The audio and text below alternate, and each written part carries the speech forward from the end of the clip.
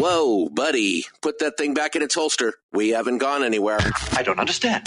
Check out the MichaelDukesShow.com for information on how to get access to the podcast. Welcome to the party, pal.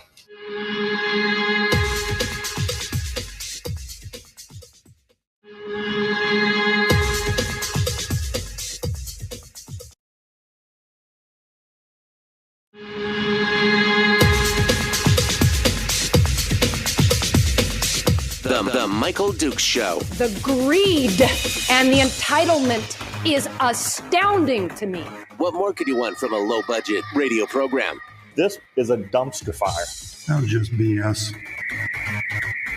It is time to get a new perspective.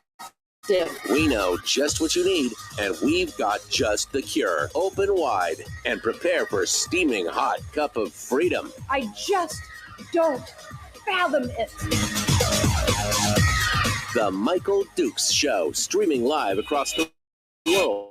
Was the day so fine I had to restart it 3 times. Hey, how are you? Good morning. Welcome to the Michael Dukes Show, broadcasting live across the state of Alaska on this, your favorite radio station and or FM translator, and live around the world on the internet at michaeldukeshow.com, where you'll find links to the audio-only stream, the live stream, the podcast, and, of course, links to our social media sites on Facebook, YouTube, and Twitch, where we simulcast the show every morning here on the big radio program.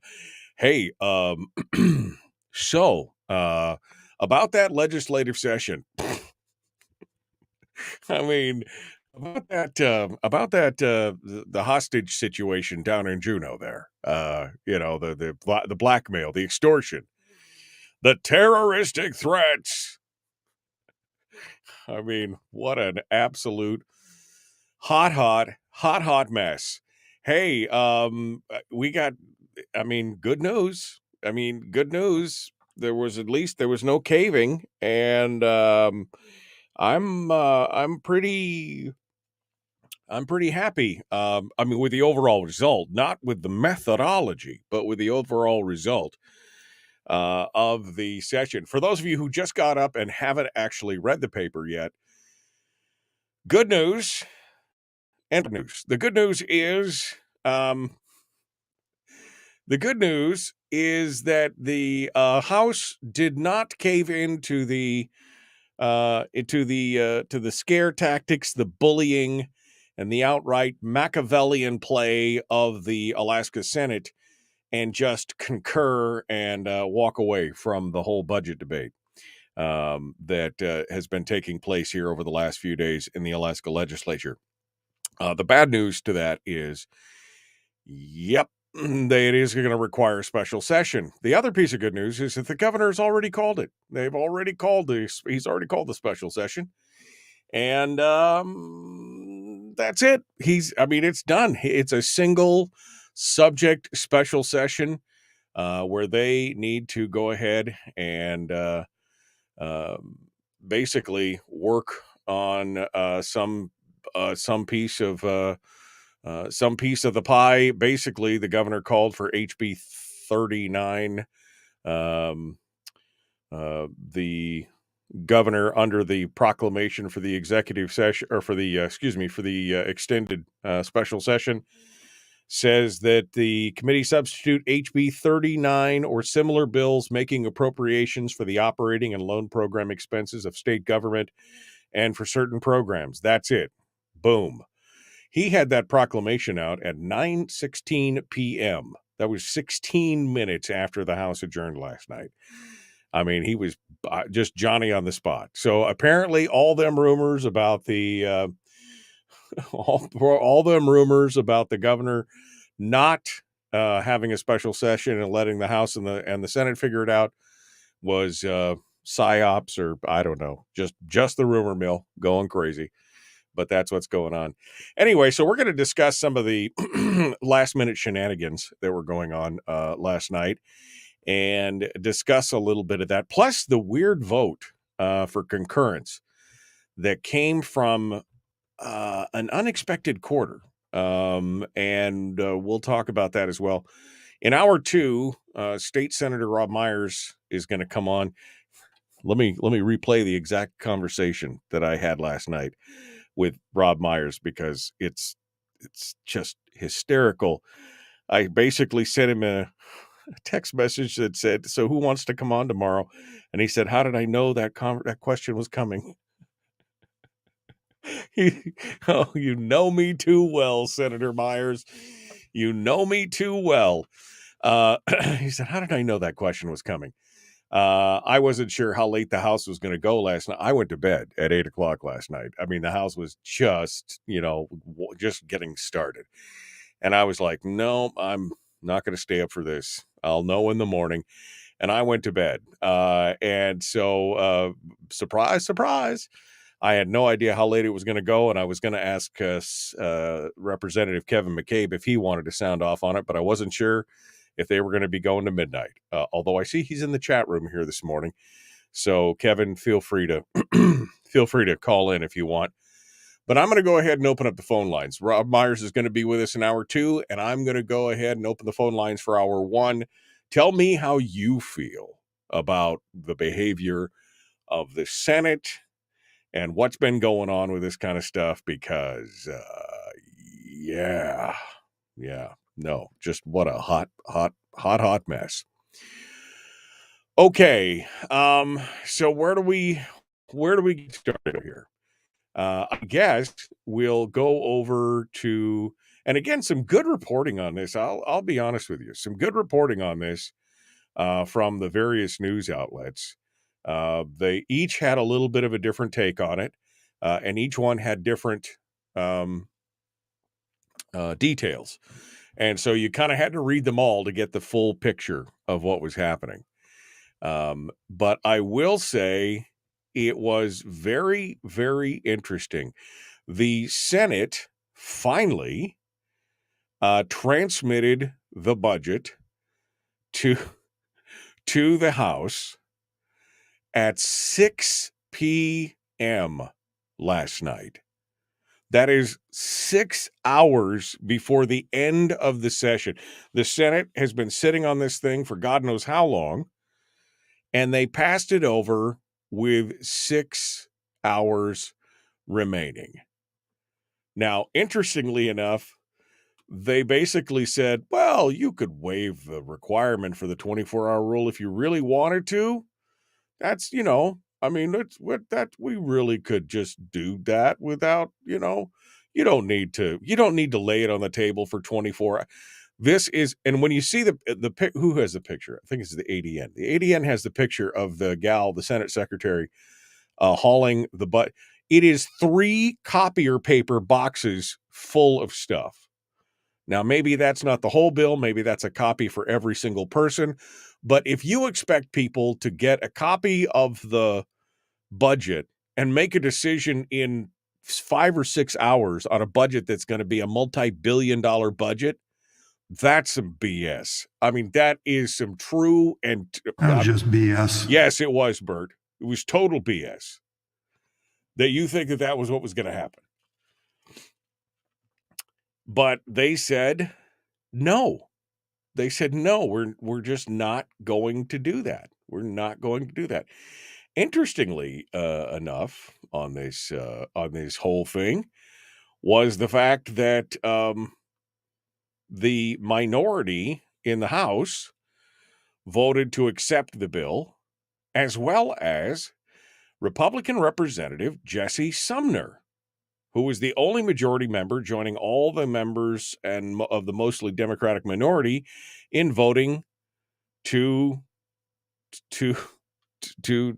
basically agree with the bill. I mean, this was not like we're going to have a conference committee or anything else. The Senate basically passed the budget over and signed off. We're done. See ya. Bye. Take it or leave it. And then Sumner had this comment that he texted after the House adjourned and said, "We still had business pending. I don't think it's responsible to adjourn without a budget or at least appointing a conference committee." You cannot appoint a conference committee if the other side has already adjourned. So you would have just said, just take the budget? I do not. There have been some things that Jesse Sumner has done this session that I've just scratched my head out. He comes out of one of the most conservative districts in the state, and he has done some of the weirdest stuff that just makes you like, what? What? I don't understand. Anyway, so that's the long and the short of it right now. The governor has declared that the special session, it starts today, 10 a.m. is the first day of the special session. And I guarantee you it's going to be an interesting that way. All right, let's go over to the phones and see what you guys have to say over this whole thing. We'll talk about some of the other particulars and things like that. But I just wanted to get the main thing out was that they released the budget to the House at 6 p.m. and said, "See ya." I mean, that was bye, Felicia. That's what it was all about. All right, let's go over to the phones and see what you have to say. Good morning. Who's this? Where are you calling from? Yeah, this is Mike from Wasilla. Hey, Mike, what's on your mind, my friend? Well, I had an idea about how to change this whole conversation about the dividend, and nobody's talking about this. Imagine for a moment the dividend didn't exist. The oil from the pipeline money doesn't exist.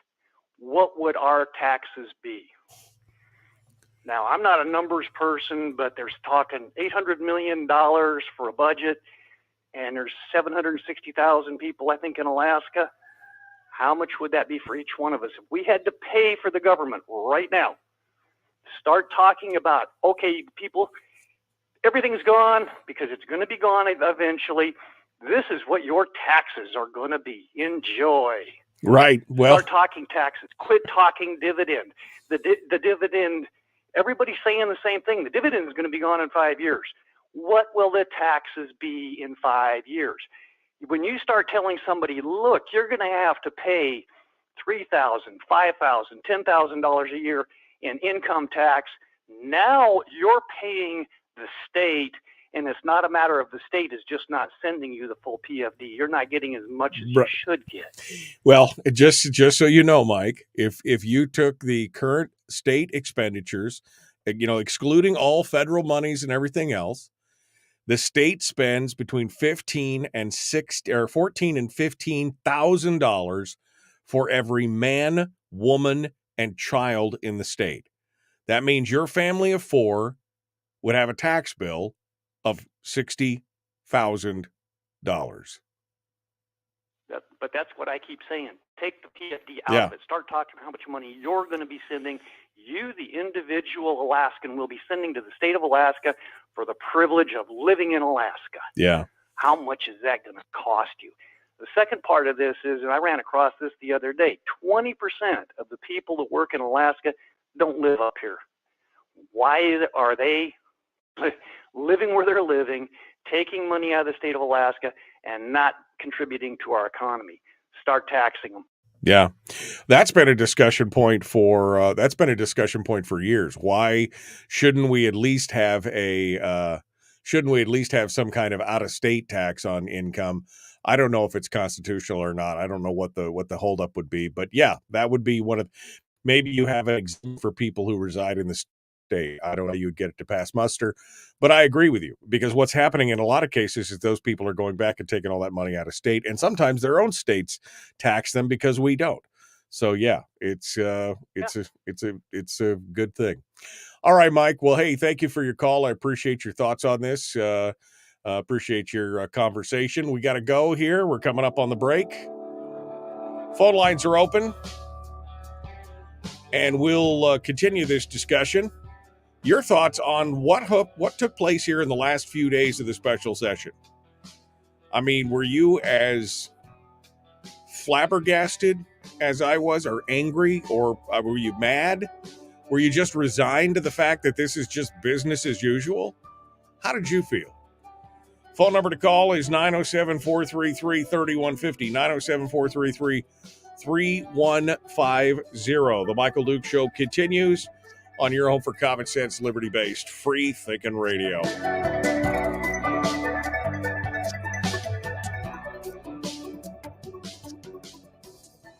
We're broadcasting live through a series of tubes, allowing all of these entities to provide streaming stuff going on the internet. Well, it's kind of hard to explain. Sorry. Streaming live every weekday morning on Facebook Live and MichaelDukesShow.com. Okay. All right, here we go. Let me go back. The vote was to adjourn. Okay.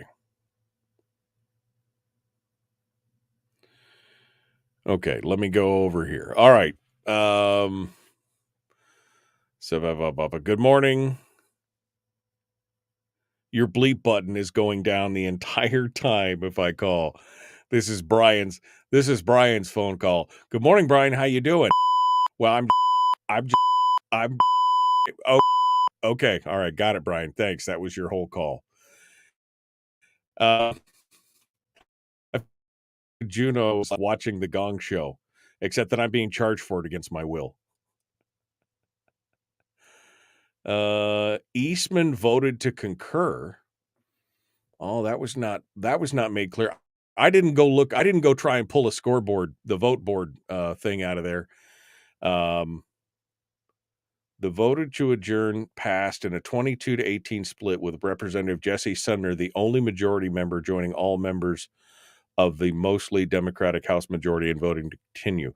Okay, let me go back over here to the other one here from Alaska Beacon. Yeah, see, I didn't see that. I didn't see that Eastman. Okay. Democratic members of the 16-person predominantly Democrat House minority offered comments. If all the minority lawmakers voted to concur, 5 votes from the first majority and the non-aligned David Eastman would be required. So Eastman voted to concur. Is that what you're saying? This is Donna Ardwin said that Eastman voted to concur. James argues, no, it was a vote to adjourn. I don't know which one it was because I wasn't watching it, so I don't know where it is. But let's see what's going on. It's good stuff. That sound. She's barking her fool head off. Okay. I'm sorry, my screen just jumped like a million pages. Here we go. All right. We had to pay Oregon state tax when my husband worked in Alaska during the summer to get him through college. Yeah. Good morning. Okay. PFD. Did you watch the Shorty Senate Majority Caucus yesterday? Asked Shana. I did not. I have been so busy. This is like one of my busiest weeks of the year. It's like 16-hour days every day.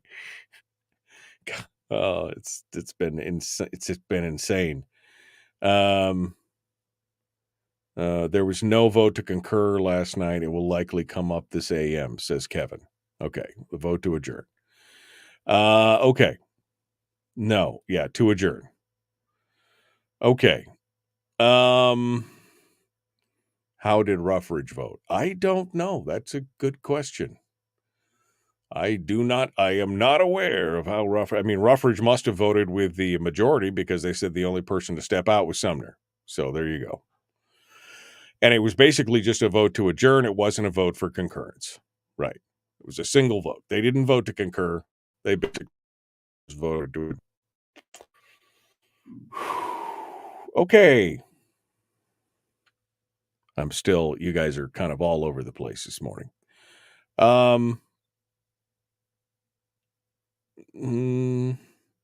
Okay. Yeah, I don't know what the deal is with Jesse Sumner. I don't know. Again, there's been a few things that I've been like, that's weird, but I haven't spoken to the man. I have no idea what's going on, but we'll see. We'll see how it plays out. Here we go. We're 30 seconds out. The Michael Duke Show. Common sense, liberty-based, free-thinking radio. I got no lines on hold, and I got, thank you very much. I got no lines on hold.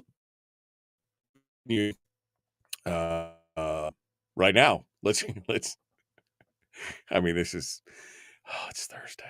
It's all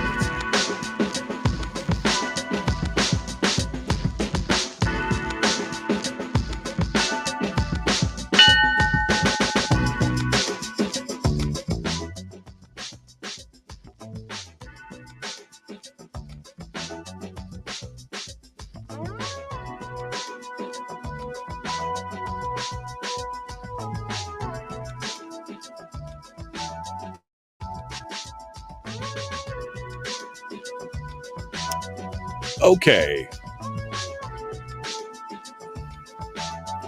So we're back. Continuing our discussions here. Phone lines are open. We are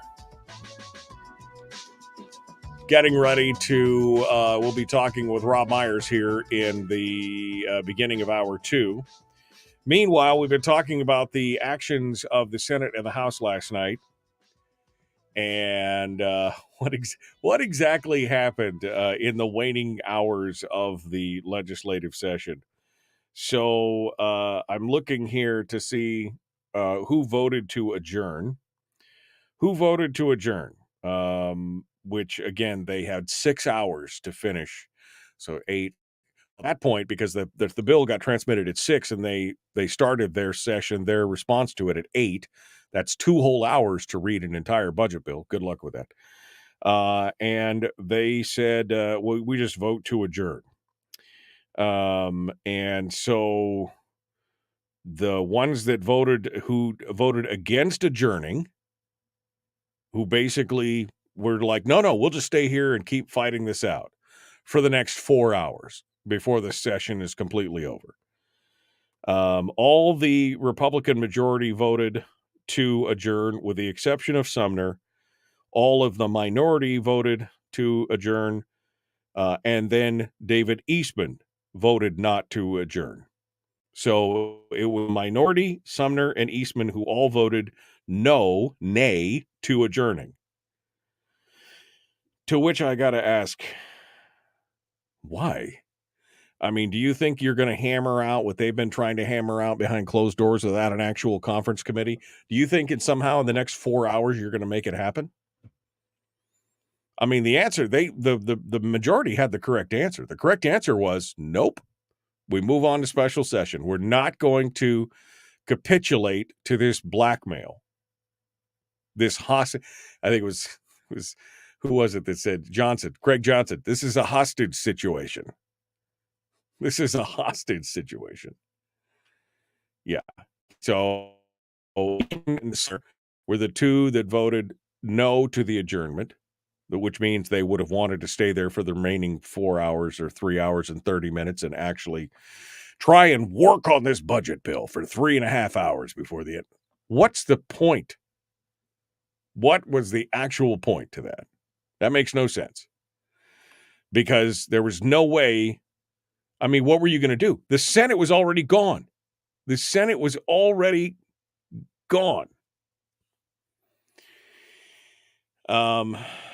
Anyway, what's the point? What was the point? All right, let's go over here and take a look, see what you guys have to say. I mean, what do you think about what happened here? Not just last night, but over the last few days. This whole kind of Game of Thrones Juno edition, where they're holding people hostage and doing this and saying, no, it's my way or the highway, or I'll burn it all down, kind of thing. What do you think of that? There was a lot of hyperbolic rhetoric there going on there. But I'm just saying, that's kind of from the outside looking in, that's what it kind of looked like. But what do you think? Let's go over here and take some calls. Good morning. Who's this? Where are you calling from? Good morning, Michael. It's Kevin. How are you? Good morning, Representative McKay, my friend. How are you doing today? I'm tired. I'm tired. Hey, at least you didn't have to stay on the floor till midnight, right? I mean, at least you got done a little bit early in that regard. Yep, at least. So yeah, this whole the hostage situation, if you will, has sort of been interesting. I think Ben Carpenter called it Survivor for middle school, or Game of Thrones for middle school kids. Yeah, and he's it was probably not it was truthfully. Exactly Survivor. It was Survivor for junior high. That's what it was. It was like junior high school students playing Survivor. Right. So for folks that don't understand, the big sticking point here, we completed the operating budget, and you've been talking about that most of the week, and we passed it to the Senate, and they're supposed to do their work on it and then pass it back to us. And likewise, they're supposed to complete their work on the capital budget and send it over to us, and we're supposed to be working on our version of the capital budget and then pass it back to them, and we sort of concur that way. Instead, they held on to the capital budget, and they repeatedly asked us for our inputs, like, well, just tell us what you want, and we'll put it in there for you, young House members, young Padawan. Pat us on the head and stand us in the corner and say, we'll do your capital budget for you. Well, that's not how it's supposed to work. And in fact, the minority then in the House has no input. So, we felt like they should send us the capital budget. It should have the process, the committee process, and allow the minority members on the finance committee to have input as well as our members, and then put it on the floor for amendments and do the completely open, transparent process. Remember, the majority is a non-binding caucus, so the only possible way for all of us to have input into the budget and to vote for a budget at the end of the day is to be able to have that process where we might be able to put in amendments and budget things and our needs in a capital budget, and that just didn't happen. And so that's the frustration and the frustrating part of it. And then of course it was actually like 6:29. We have to actually record the time when they put it on our desks. So I asked the clerk last night, and it was 6:29 when it was put on our desk, and we were on the floor at 7:45, and it was 8 o'clock when we got the budget vote to come up. And there were several of us that just felt like we needed more time. I needed to look in there and see if the snow track funding was in there, which is the funding that comes from snowmobile licensing that goes to snowmobile trails in Big Lake in that area. Needed to look and see if the NRA funding was in there, which is the funding that comes from selling NRA specific plates and goes to some of the NRA programs in the state. There was, other representatives had other reasons to look into the capital budget and see if their funding was in there, and we just didn't have enough time. So the majority of us felt like we needed to take the time. So we could have stood on that rule and asked for a 27 people to override Rule 43 or 41C, which says that it has to be on the desk for 24 hours, or right. We could just adjourn. And we just felt that the easiest, cleanest way to do it was to adjourn, members a chance to look at, including the minority, and right. and then move forward from there. So, well, I mean, this is what kills me, Kevin. The level, like you said, patting you on the head's like Goodley. You tell us what you want, children, and we'll tell you whether or not you deserve it. That's essentially what they were saying. We'll put it in for you and decide whether or not you really, really need that. It's like asking for a Christmas wish list from Santa. Not co-equal branches of government working over a negotiating table. Now, will it work? I mean, because we know who's going to be on the conference committee for the Senate side. We have a good idea who's going to be on the conference committee for the House side. Will there actually be any? No, but the process should at least work it out. It shouldn't just be you strong-armed us, so we should give in and capitulate. That should not be what happens in these kind of situations. And what really irritates me is their comment of, well, you can just, violate the rules if you want to. Just override the rules. That's fine. You don't need 24 hours to look over a multi-billion-dollar budget bill that most of you have never seen this whole time that it's been over on the Senate side. Some people may have seen it. They may have seen parts of it. But no, go ahead. Just vote on it. You got 3 hours. Have a nice day. And we're leaving, by the way. We're leaving. Well, that's the Pelosi. That's the Pelosi remark, right? Pass the budget so you can see what's in it. Yeah, exactly. No, this whole idea that they drop it, just a handful of hours before the end of the session, and they have had it for God knows how long. I mean, that they've admitted that they've been ready to do it, it's been at least a week since they wanted to negotiate with you outside of the conference committee. You passed your budget over a month ago. And so this whole thing is, I mean, I think even if everybody had agreed with the budget, just the process that they used, this strong arming tactic, again, I said it yesterday, this is why the U.S. doesn't negotiate with terrorists, because if they find that those terroristic threats and demands work, then the terrorists will just keep hijacking planes and making demands. And so this is the same kind of thing. If they found out that this thing worked, this would be the status quo forever from now on.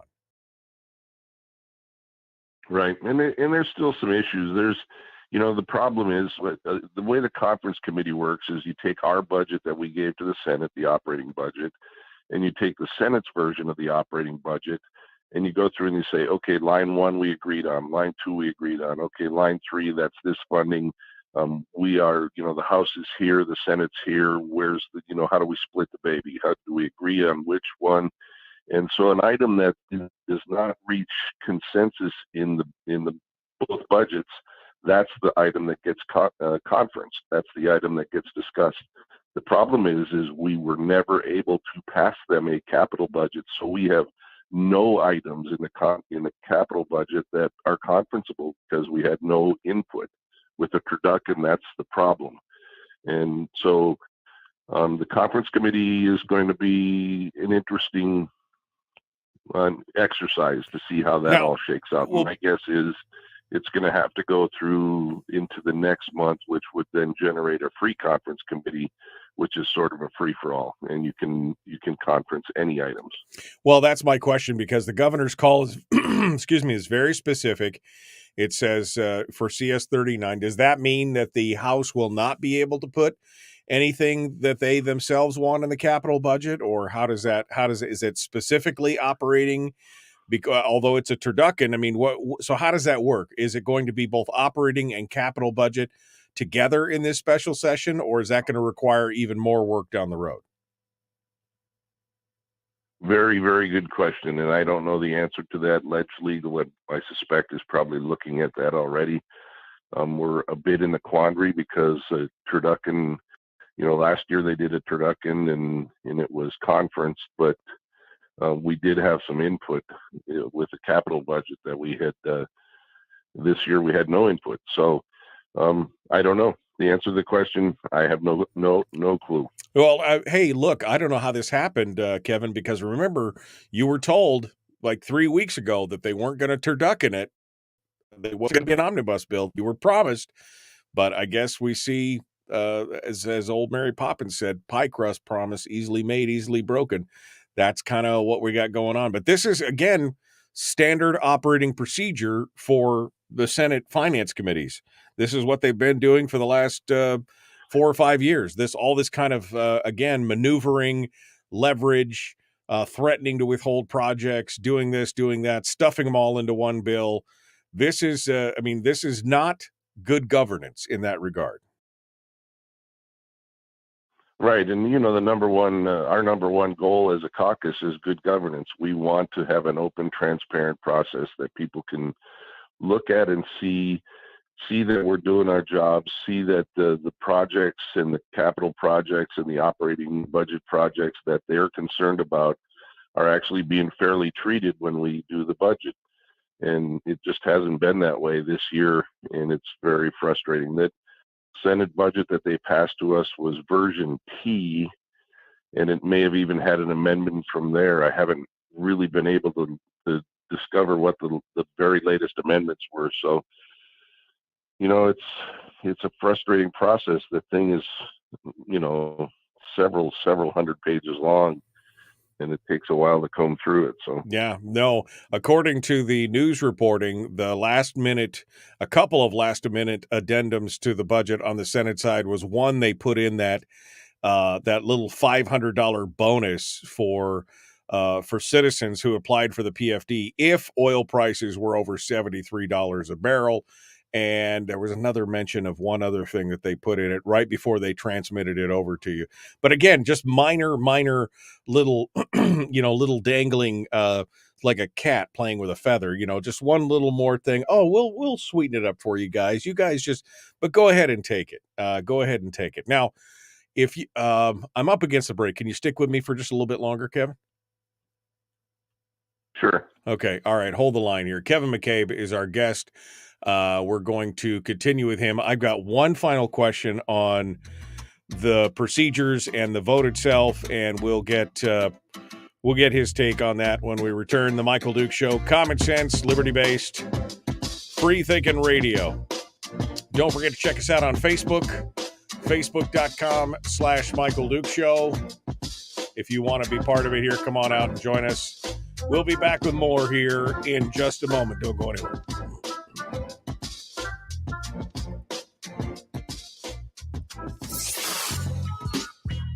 What is that?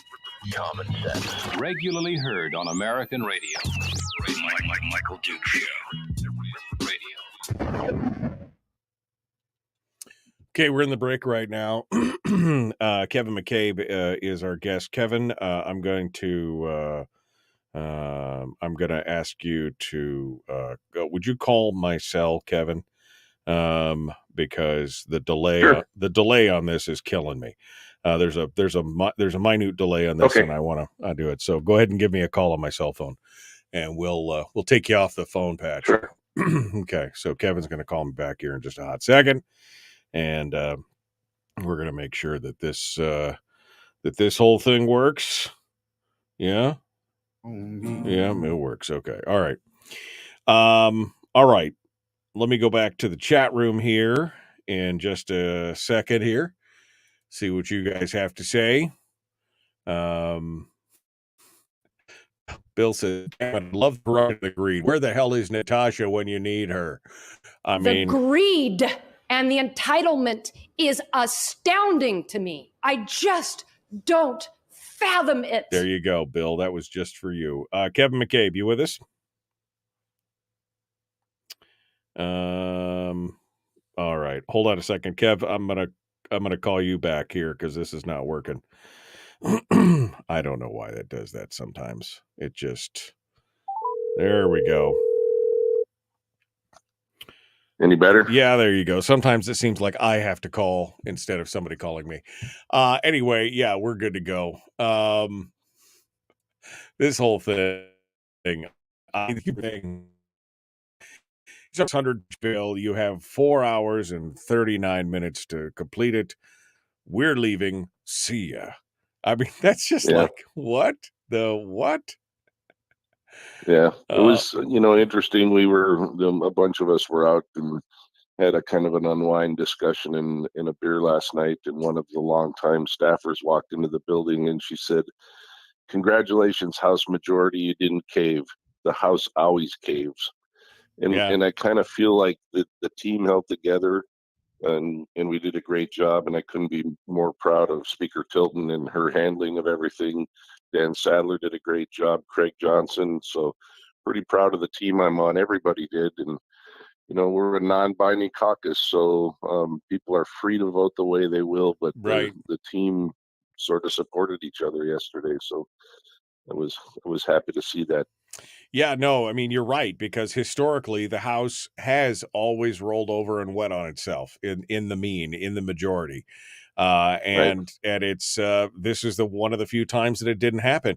Mike Shower made a comment yesterday that the saying that essentially that potentially in his mind the Senate may have overplayed their hand this year. They may have gotten too deep into the strong arm tactics, and this may come back to bite them in the end. What are your thoughts on that commentary? Well, the Senate's going to do what the Senate does, and we are going to do what we do at the end of the day. And we reacted to what we felt was done to us instead of with us. And even if the Senate had passed it over the day before yesterday, Monday, or last Friday, and given us enough of a chance to look at it, but with 6 hours left to go, 5.5 hours left to go to look at this budget and determine if some of the things that we need for our districts are in there, it's just a little bit too much to ask. So, yeah, it's possible that they overplayed their hand, that they got too deep into this. I'm not real sure what their agenda was, why they want to do this, other than, there's maybe there's something that they don't want to renegotiate in the capital budget or in the operating budget. I know there are some pet projects for certain senators in there, and maybe they just didn't want those brought to light. I'm not real sure. So I'm not a finance guy. I'm more of a policy guy, and I trust my finance team implicitly. And so we're just going to have to see how the conference committee works out. Yeah, no, it's there's been some speculation running around, and I'm looking into it a little deeper right now on you were mentioning some of these pet projects for some of the senators, and there's going to be some interesting things that I think, and that you may be right. Maybe that was one of the reasons why they did not want to pass the capital budget back over to the House and allow them to see all the stuff that was in it, because maybe it eventually will come to light, but you can't really make hay after it's passed, right? You've got to be able to see it and debate it and discuss it. And there may be something there that they don't want to have some deeper discussions on. So it's going to be interesting. Right. But we'll see what happens here as we go forward. We're down to, we're about to rejoin. Okay. So we're going to rejoin the radio. Kevin McCabe is our guest. Please like and share the show, like and follow the show page. I got to ask, have you guys all subscribed on YouTube? There's 71 of you here in the various chat rooms. Has everybody subscribed? You don't have to stay there, but if you go to my YouTube page and hit subscribe, it'd really make me happy. Please, just do it.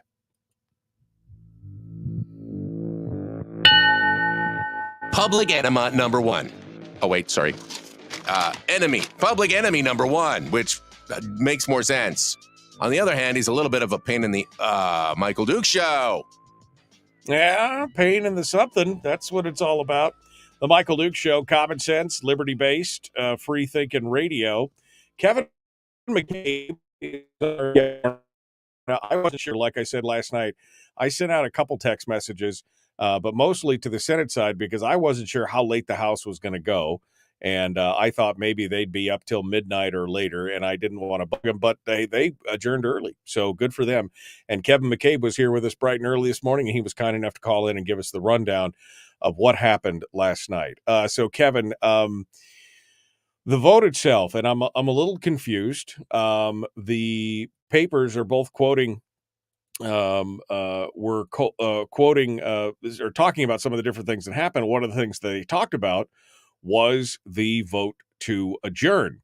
And although it's not really mentioned in the newspapers, somebody in the chat room sent me the vote board, and I could see here that to adjourn, the whole House majority stayed strong, with the exception of Jesse Sumner, representative from Wasilla, who said In a text message to the ADN, he said, "We still had business pending. I don't think it's responsible to adjourn without a budget or at least appointing a conference committee." I mean, at that point, Kevin, it was it was impossible to appoint a conference committee, right? I mean, because the Senate, they'd already done their they'd walked away. They'd signed died. They said, "We're done." So there was no possibility of a conference committee at that point, right? Well, interestingly enough, the Senate, before they, or right after they died, or before they died, but right after the, all of the budget passing out and amendments, they did appoint a conference committee. And I think Jesse was reacting to that. Once again, we're not a binding caucus, and without telling people what was said in caucus, we knew how Jesse was going to vote. We absolutely knew, because that's the way we are. We're honest with each other, and we were okay with that. He had his reasons, and excuse me, it's very valid reasons, frankly. David Eastman had his reasons. He had 10 bills getting ready to be read across the floor, and now he's going to have to submit them again on the first day of, since they're not on the governor's call, he'll have to resubmit them. So a lot of work to put 10 bills up. And, so he was not willing to adjourn, where normally he would be more than willing to adjourn on the, Right. and get us out of there. So Well, everybody has their reasons. While I agree with that, I mean, while I agree with what you're saying there in both things, that he had 10 bills and that Sumner, was hacked off if they had a conference committee already set up on their end. The problem is that you only had 4 hours of the session left. You could appoint a conference committee. What exactly was going to happen in 4 hours? I mean, I guess that's my bigger question. Unless this is the, again, that last great act of defiance kind of thing, which it very possibly could be. I'm just trying to put myself in the mindset of understanding exactly why, because you weren't going to get those 10 bills read across the floor in the next 4 hours. It was all going to be conference committee all day, all night, Right. the whole thing. So anyway, interesting position on that.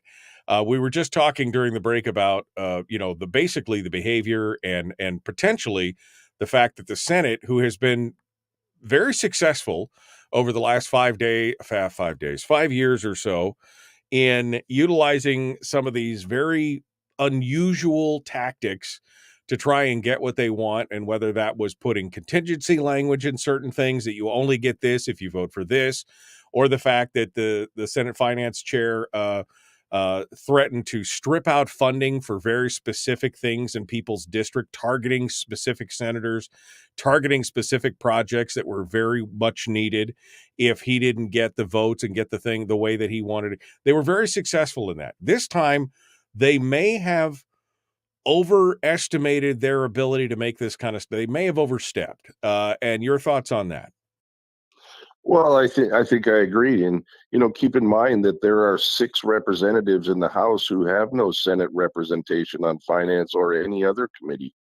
So Mike Shower is my senator, and he's also George Rauscher's senator. So we feel like, the two of us feel like, we haven't had the representation in the Senate that we need on certain committees and on the finance committee, and able to put amendments in on the Senate's finance budget on the floor.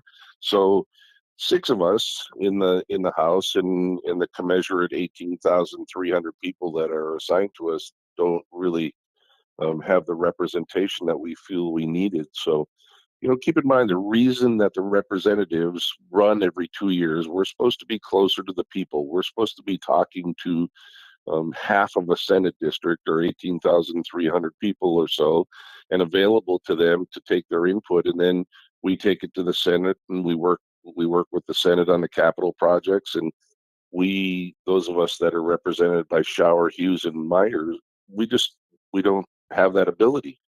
So that's part of my frustration. My personal frustration is that I have no input. No senator came to me and said, "Hey, what do you want for a capital project?" So this was the right thing to do. And keep in mind as well, we still have to vote whether or not to concur. That'll happen this morning sometime. And I suspect that we won't concur, in which case it will go to a conference committee. All that is sort of ahead of us. Right. I mean, that was going to be my next question, because that vote is going to be really the first business that you guys take up this morning in the special session, is because it wasn't brought up yesterday. You guys just adjourned. So, is there concurrence? Now, obviously, the minority seems to be in what we're seeing all in favor. And there's been some speculation that there may be enough juicy capital projects or tidbits or things and like that it may try to sway some of the rural majority members. But I mean, you just said you don't think it'll pass. I mean, you think that at this point the House majority is going to stick together on this and it'll end up in a conference committee? I sure hope so. We've had lots of discussion about it yesterday. And of course, one of the sticking points was, do we go into a special session or not? Well, now we're already in a special session. So that point is sort of off of the table. And now we can focus on the real thing before us is, do we want this budget, or do we think we can get a better deal whenever the conference committees meet in 2 weeks? I think that we probably can get a better deal. There's others that think that the best deal is the one that's on the table right now. So we have to hammer that out, and I'm sure that the vote will be what the vote will be, I guess. So. Well, we'll have to see. Final thoughts here, Kevin, down to the last couple of minutes. We as constituents, how can we, this is frustrating for you, I'm sure you're in the thick of it, but we're out here just twiddling our thumbs wondering what we can do to help at this point. Well, you can certainly call your legislator and give them your thoughts, or your House rep, and give them your thoughts on whether or not to concur. That would be helpful. Sometimes in these last days we're going 100 miles an hour with our hair on fire. Well, not me, but others that have hair, and we don't necessarily get the phone calls. My staff is back in district right now. They had to leave because of the ferry schedules and those sort of things. So I'm kind of staffless. So emails are good for me. Text messages are good for me. You can leave a message in my office, but call your representative and tell them how you feel. Do you want them to concur? Do you not want them to concur? I personally think we can get a better deal if we can negotiate some things with the Senate. And I think that giving us the 30 days, a little bit of time stretch, a little bit of a breather to go home and take a break, and then come back and negotiate while we can. There's some items in the operating budget even that I think we have some room to negotiate on, and I think we should continue to do it. But that's just my opinion. There are others out there that would just rather see us, rip the Band-Aid off, is the term that we've been using, and just go forward and try to do a better job next session. Right. I don't think our work is done. I think we still have a little bit left to do, and there's some lessons learned here. Maybe in the next half of the session, maybe the House doesn't transmit their bill 30 days before the end of the session. Maybe they wait until the Senate has. I mean, this is going to change the whole dynamic, and this is interesting. I will say, as your constituent, Kevin, I would suggest you not concur. You could take that as my official public statement there on that one. So, Kevin McCabe, I really appreciate it, my friend. Thanks for coming on board. Absolutely. You guys enjoy your day. It looks like a nice day here in Juneau. Yeah, it should be supposed to be 65 today down here, so we'll see. Hold the line for a second. Folks, we're out of time. We got more coming up. State Senator Robb Myers is up next. Don't go anywhere.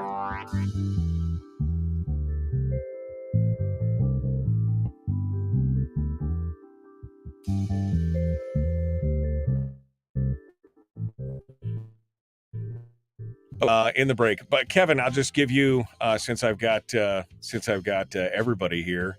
What do we got? Let me pop this up here. I see that Robb Myers is up in the green room already, and Kevin McCabe. We got a big fan family here. Everybody's here. Kevin, final thoughts here between you and Robb Myers. What are your thoughts here? Well, it was interesting that Senator Myers and Senator Hughes were in the gallery watching last night, lending their support, and how we could feel their presence back there. Lots of staffers back there watching. And I just have to say I couldn't be more proud to be on the team that I'm on. You know, we don't always get it right, but we definitely were. And some of the leadership coming from Tilton and Sadler and Craig Johnson yesterday was evident, and I think we did a good job. And if you disagree, feel call me and tell me why. But we always need input, and certainly we will try to finish this the way it should be finished today.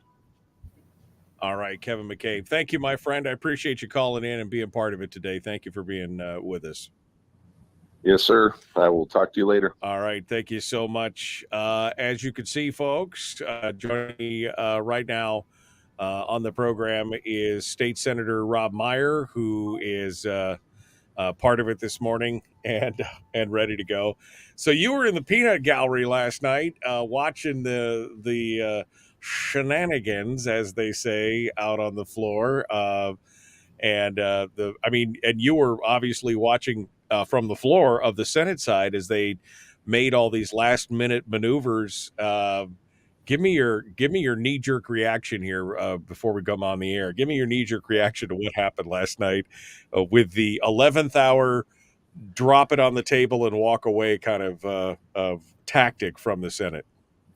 Well, I mean, I guess what happened by and large is kind of what you could have predicted, you know, starting Monday at least, you know, that it was going to be, we weren't sure if they were going to drop it on, I mean, there was rumors going around on Monday that we were going to pass the budget and then adjourn out on Monday, because that's close enough to the end that we could have done that and just left it. But I don't know, you know, whatever else was going on, they tried to keep going with the negotiations all the way through Wednesday afternoon.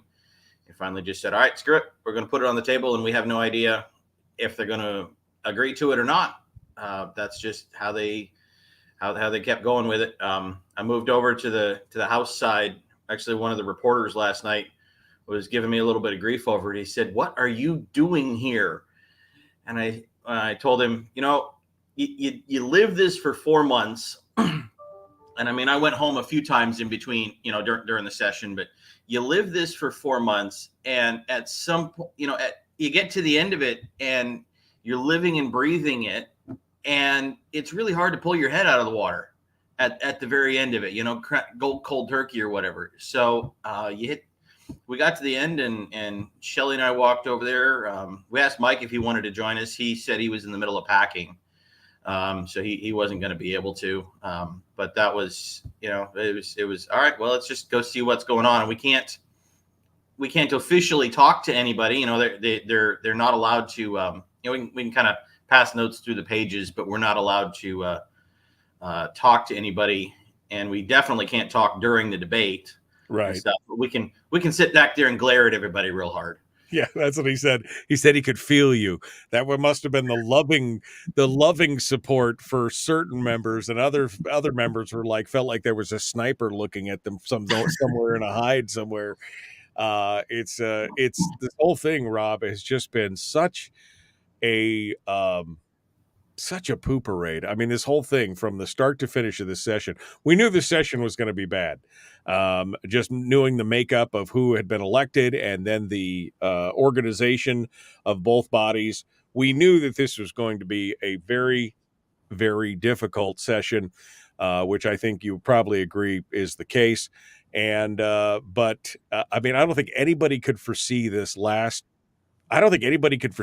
10 days of what's happened in this session, that this was how it was going to go down, which is very interesting. Again, maybe an overplay of the hand, so to speak, and more, which we can talk about here when we come back. So we're going to join you here in just a second, Rob. Let me go back to the comment section here on the page to see what the folks have been saying here in the last few minutes. Let's see. Can you stop being so emotional about the budget?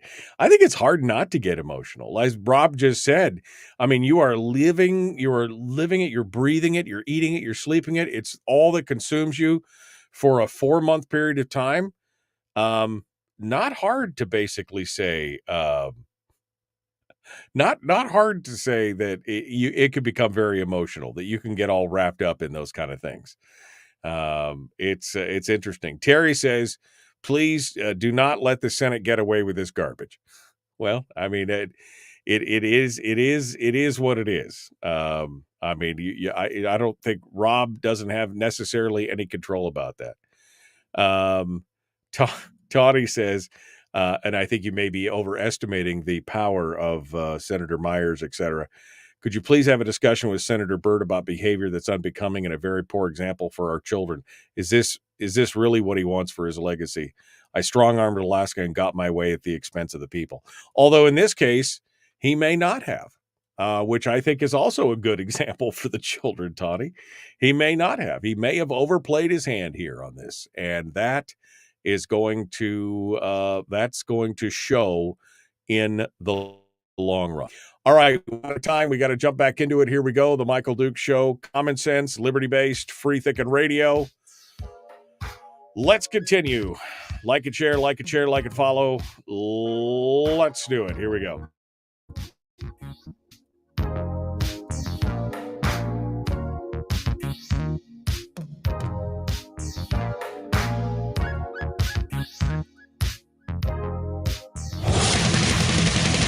Whoa, buddy. Put that thing back in its holster. We haven't gone anywhere. I don't understand. Check out the MichaelDukesShow.com for information on how to get access to the podcast.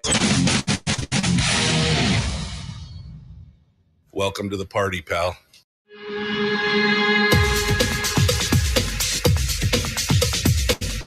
The Michael Dukes Show. The greed and the entitlement is astounding to me. What more could you want from a low-budget radio program? This is a dumpster fire. That was just BS. It is time to get a new perspective. We know just what you need, and we've got just the cure. Open wide and prepare for a steaming hot cup of freedom. I just don't fathom it. The Michael Dukes Show, streaming live across the world. Across the world on the internet at MichaelDukesShow.com and across the state of Alaska on this, your favorite radio station, and or FM translator, and carrier pigeon, and everything else. So we will put this show anywhere just to get more people involved. Welcome back to the program, and thanks for coming on board. It's Thursday, the end of the session last night. Today, the special session that's been called by the governor. For those of you who are just joining us and just getting up, last night the Senate at 6 p.m. transmitted the budget to the House, which hit their desks at 6:26 p.m. or 6:28 p.m. and then said, "See ya." They sine-died, adjourned out for this part of the session and said, "We're leaving you, sweet lips." That left the House with a conundrum.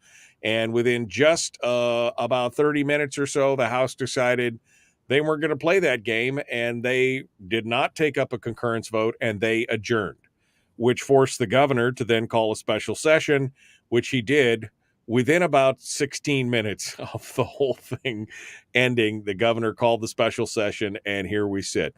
Joining us to discuss the ins and outs and the who's and what's and the whys of everything is State Senator Robb Myers, who comes on board to give us the full rundown of what he saw in the waning hours of the session yesterday. He joins us. Let me put him back in here. He joins us right now. Good morning, Senator. How are you, my friend?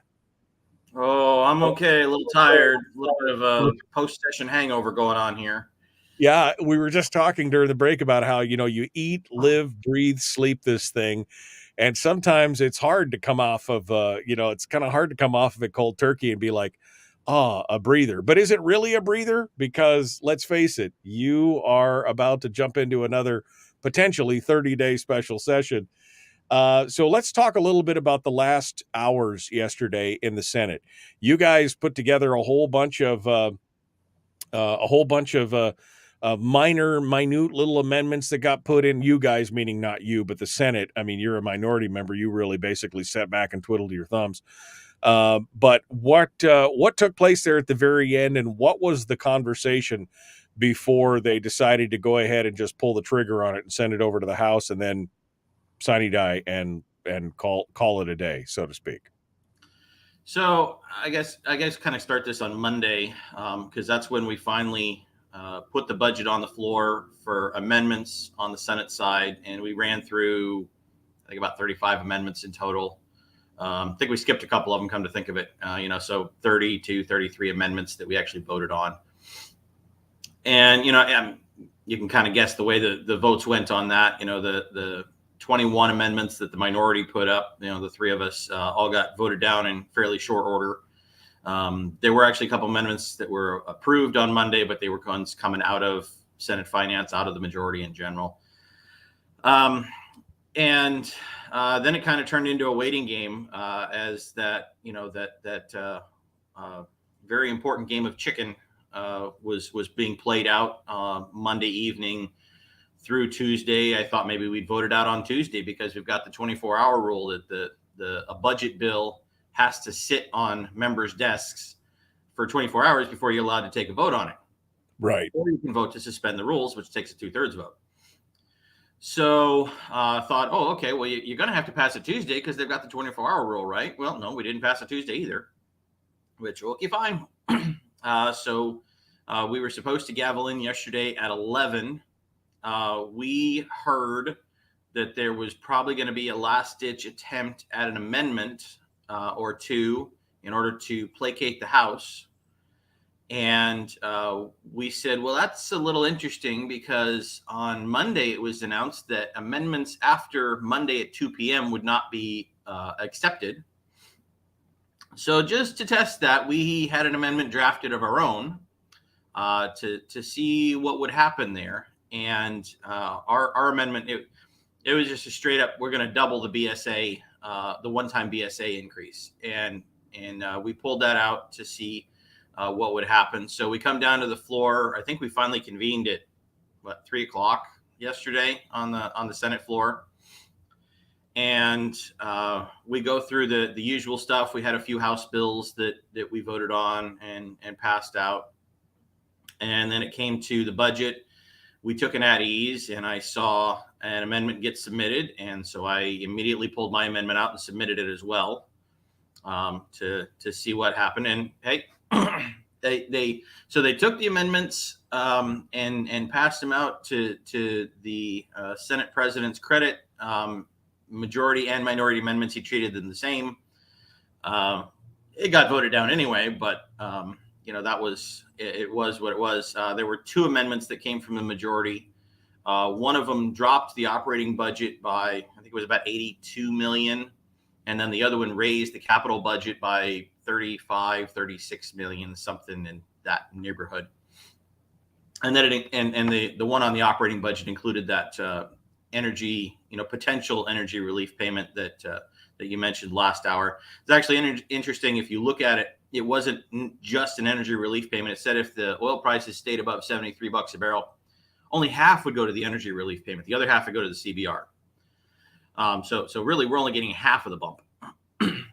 And we voted on those, and by 6:00, I think they realized that negotiations weren't going to go any further. And kind of the comments that were coming from the majority were, well, we don't know if they're going to accept this or not. We're just going to pass it anyway. And so we had the vote on it and passed it out. And then we went through the rest of our session, took another 15, 20 minutes, gavelled out about 6:00 or just after, while the Senate Secretary's staff is furiously copying the new version of the budget. Because remember, with the two amendments that got passed, then they had to incorporate that into the single document with Ledge Legal, and then make the copies. And then the picture that you saw floating around the internet last night with the Senate Secretary with the three paper boxes full of the budget on a hand cart, that was the 40 odd copies that they took over to the House and distributed. And as Kevin's, there's actually because of the 24-hour rule, they actually have a paper that they put on top of every copy that says, we certify that this budget was put on your desk at X time, and they filled it out, and I think it said like 6:29 or something. And then we're sitting there going, all right, well, what's the House going to do? And I was almost ready to go home for the night, and finally got word that the House was going to gavel in at 7:45, and I'm like, well, might as well go watch a show, see what happens. Right. And so Shelly and I went and sat in the back of the gallery. Had a couple of our staff with us, had a couple of couple House staffers sitting back there. We were, playing peanut gallery a little bit, making comments. And so, yeah, they gavel in. They passed a couple of bills that Senate had voted on. So they concurred on the Senate changes. That way those bills got across the finish line for this year. Because remember, everything else that doesn't pass this year is still live next year. So it's not the end of the world. But, if something's on that last little bit, it's always nice to get it across the line if you can manage. Right. And then they took up the budget. And first thing on the agenda was a move to suspend the 24-hour rule. And Kevin objected. And there was a couple of people that spoke to it and saying they weren't going to suspend the rule. And you had to have 27 in the House to suspend that rule. So 14 people saying no meant you were going to have to stick with that rule. And they took it at ease. And I went and ate dinner. And they come back and they withdrew the motion. So I'm assuming that in the discussions, the majority realized that they weren't going to have the votes to suspend the rule, and then they voted to adjourn out, and it was 22-18 on adjourning. And that was it. It was a little bit anticlimactic, honestly.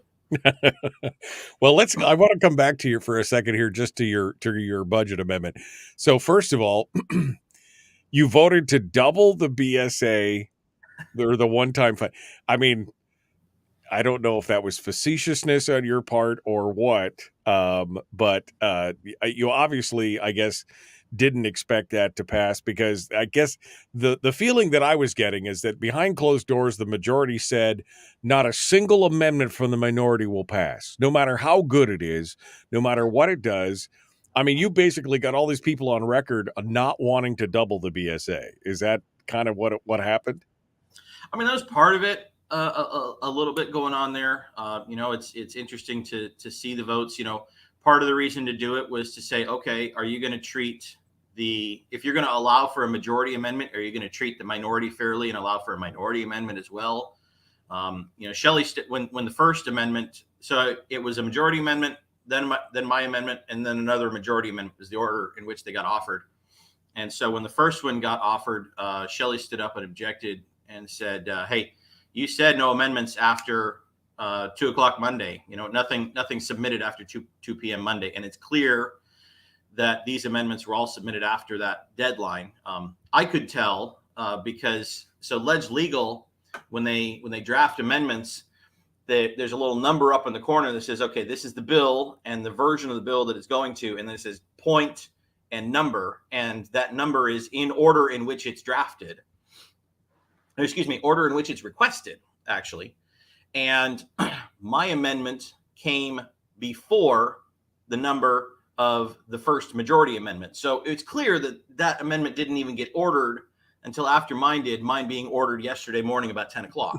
Right.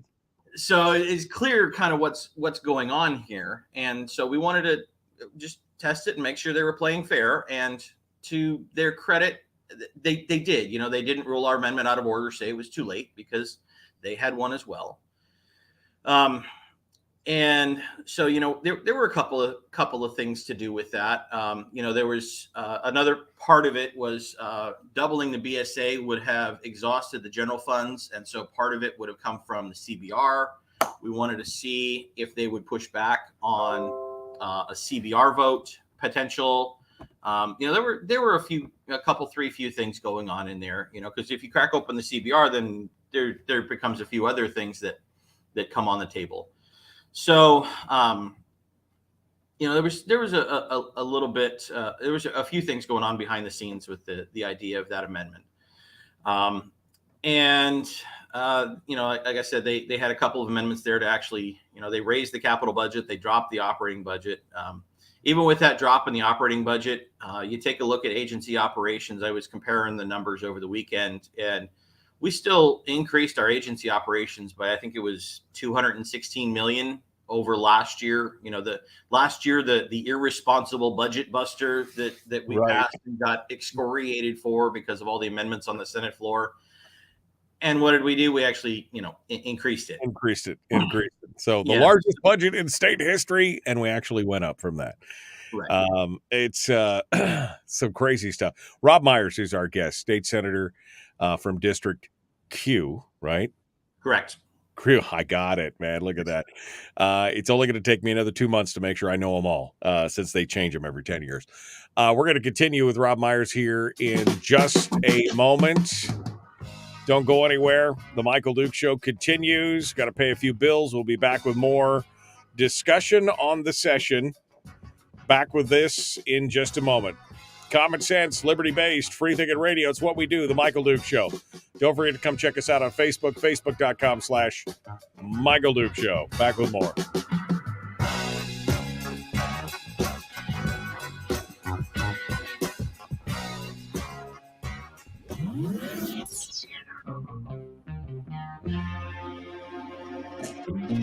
Listened to by more staffers in Juneau than any other show because their bosses told them to.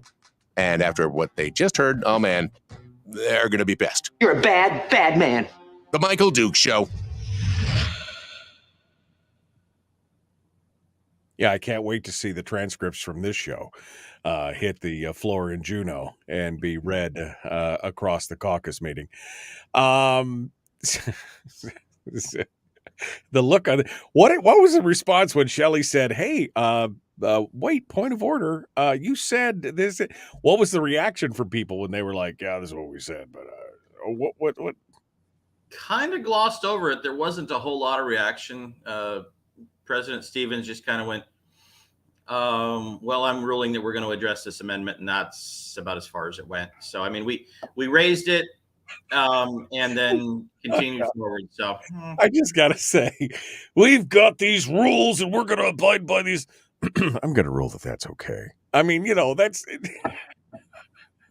I just, you know, one rule for thee, another from me. I mean, luckily, at least that they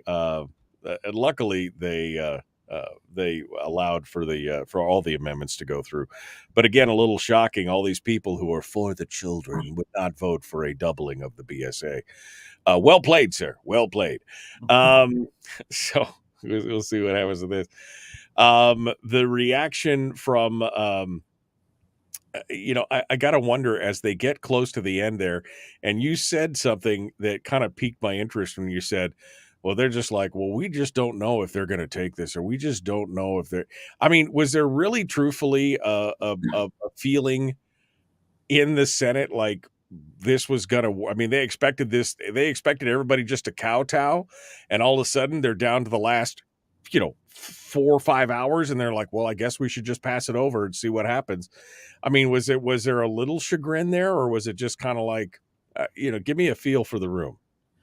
I mean, you go back to Saturday, Sunday, Monday, I think a lot of folks thought that in the end, the Senate was going to get its way. But going into Wednesday, depending on who I asked about what was going on, probably about half said, no stinking way is the House going to concur. And the other half said, I have honestly no clue. So, I mean, it was already leaning towards not concurring, I think was the general feel, but you never knew for sure. And I mean, just think of how bad it would have looked for the Senate if they had said, well, we don't know if they're going to concur, so we're not even going to pass them the budget on the last day to even make it an option, you know? Right. So. Well, it's interesting that it's, you know, this kind of laissez-faire attitude of, Oh, well, we know there's a 24-hour rule, but they can break it. They could just break it. We'll give them a multi-billion-dollar budget that none of them have seen, and it'll be just fine. Just let it go. I mean, that kind of laissez-faire attitude with not only but with the law. The law to say, I mean, just common sense. I mean, again, this very much, I think Kevin talked about Nancy Pelosi. This very much harkens back to that idea of here's a 20,000 page bill and we're going to vote on it here in 30 minutes. You've never seen it before. You've never seen it. You've never looked at it in its entirety.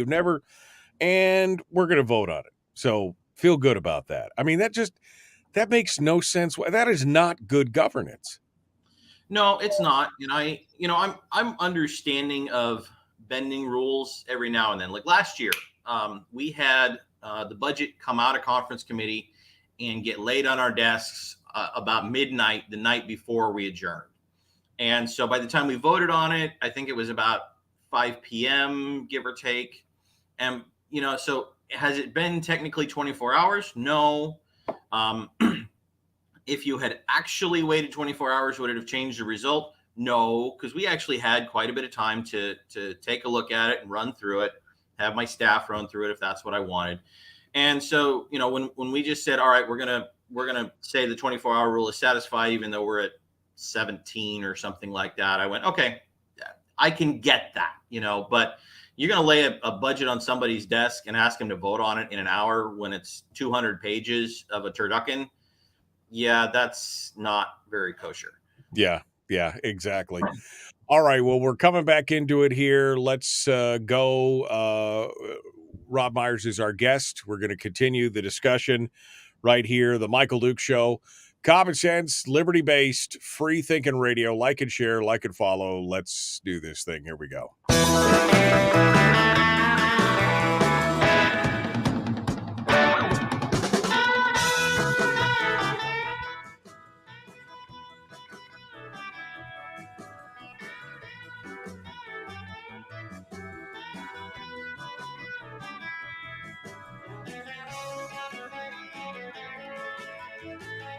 Oh, yeah, it's a surf party up in here. Annette Funicello. All right. Robb Myers is our guest. We're continuing on our discussions here. Robb, you've been in the Senate here for a couple of years now. You've been watching kind of this stuff go on. The last 5 years has been fairly unusual in the tactics that have been employed, specifically by the Senate Finance Committee. With Mason's rules and all these things that are supposed to happen in a specific way. The House, they have their own policies and the Senate has their own policies. There's been a lot of unusual stuff, whether it was passing bills that had contingency language, only if you voted for another bill would one bill go into effect. And, the discussion about removing funding for specific projects, some of which have been in the wings for 15 or 20 years. That were much needed for health and safety of the citizenry and everything else, and all of those ploys and maneuvers had worked to some degree or another. It had been an exercise in control.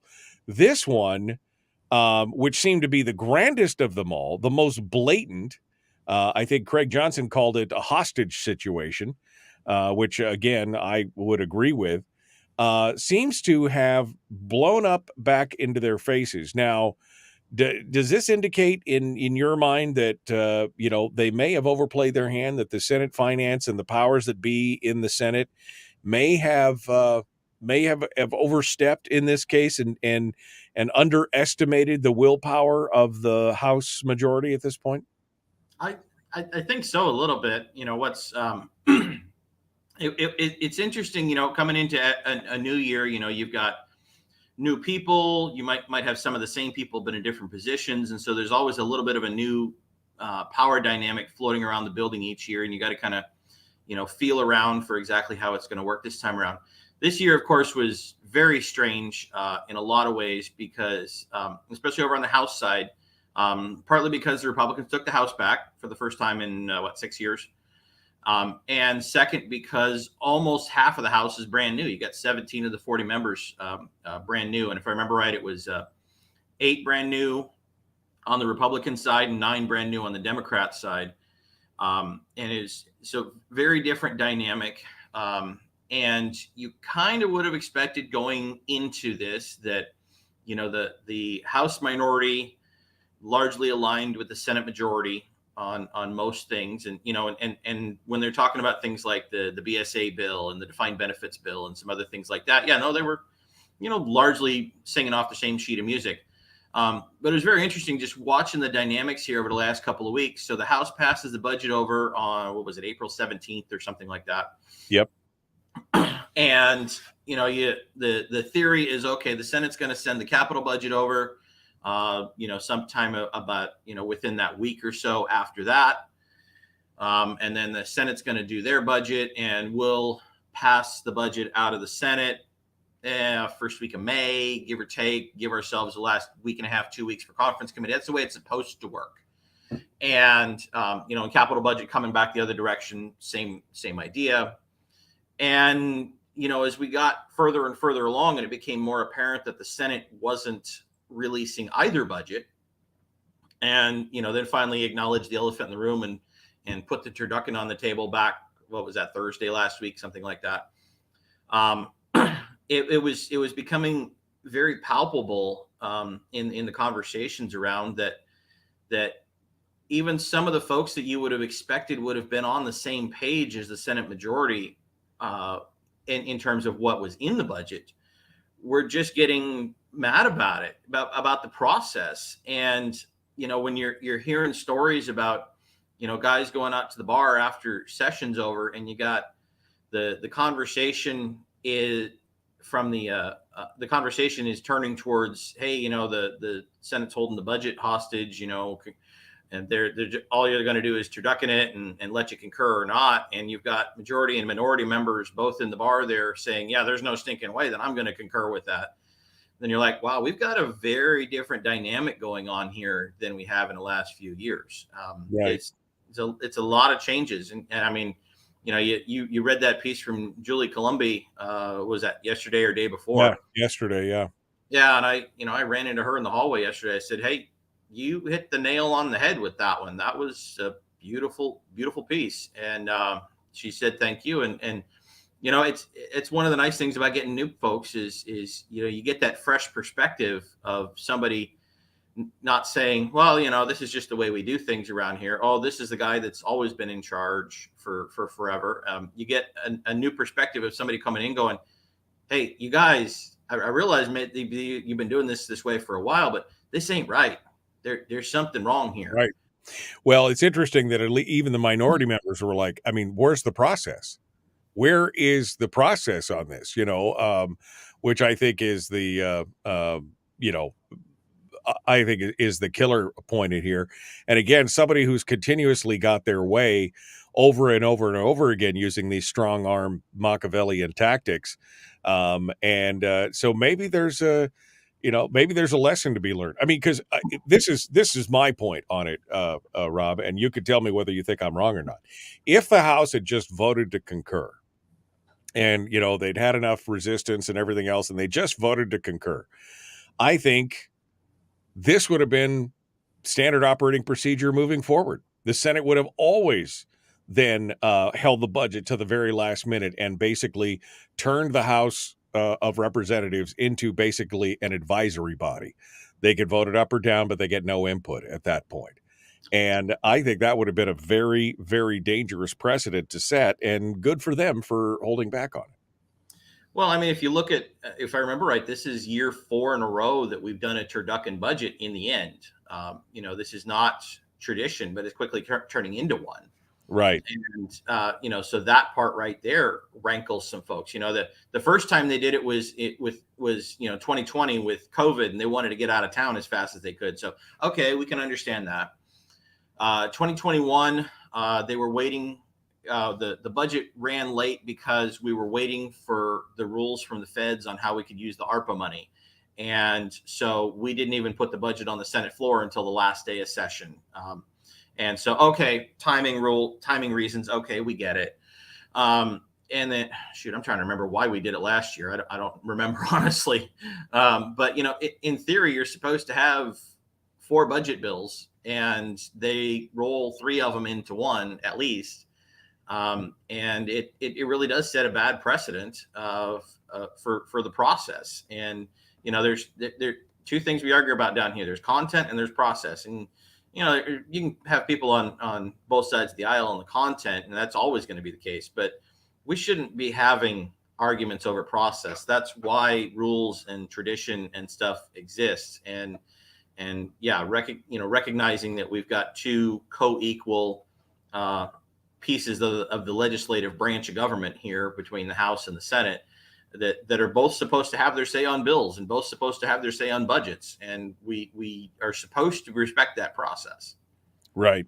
Well, because if you don't, here's the thing. I mean, this again comes back to the whole Irish democracy argument. The more you start to abrogate and bastardize the process, the more people start to lose respect for the process, the more people start losing respect for the government at that point. And that's a very dangerous precedent. If people cannot, even if people don't even if the citizens don't understand the process, if they start to understand that the process is being manipulated or the process is being shortcutted or broken, that causes them to lose faith, and this whole thing is built on the faith and the confidence of people in government, and that's part of the problem.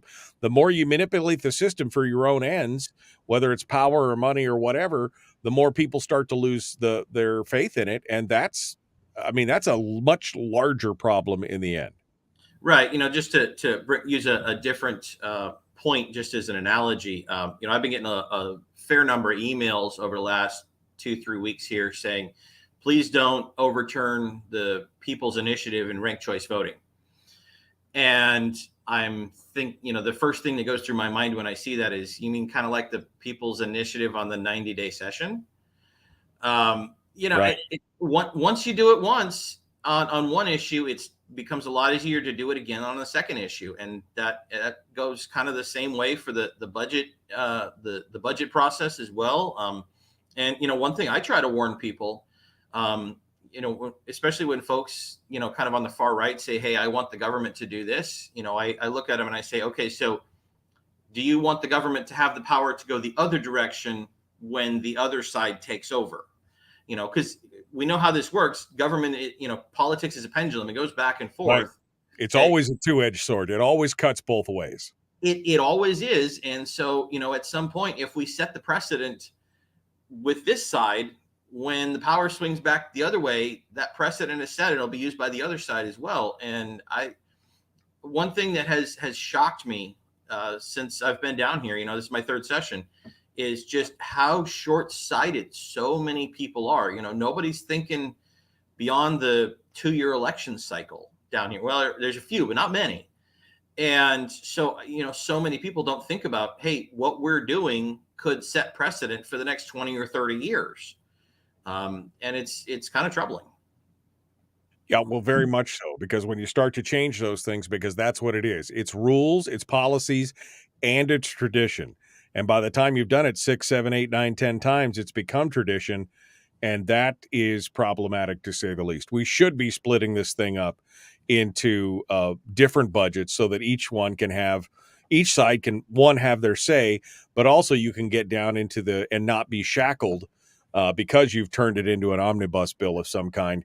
You need to be able to break them out and talk about those things. And the more that you don't do that, the more power you're consolidating in the both finance committees, and that's not what the whole point is.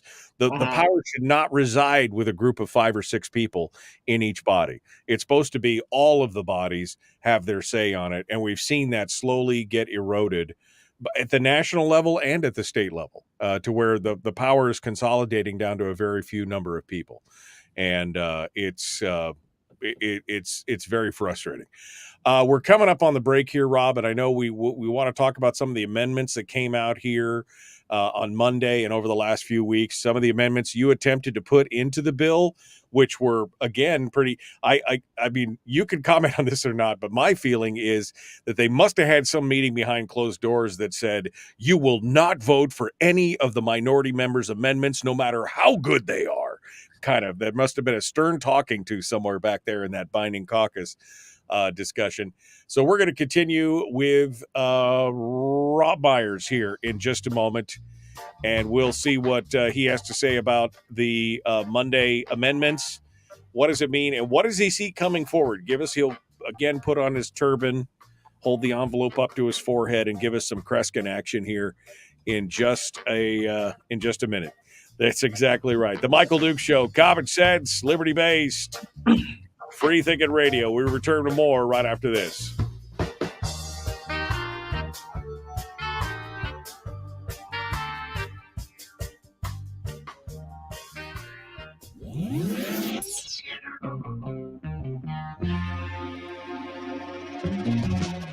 Running on 100% pure beard power. Oh, also some coffee. We dip our beard in coffee. Nice beard. The Michael Duke Show.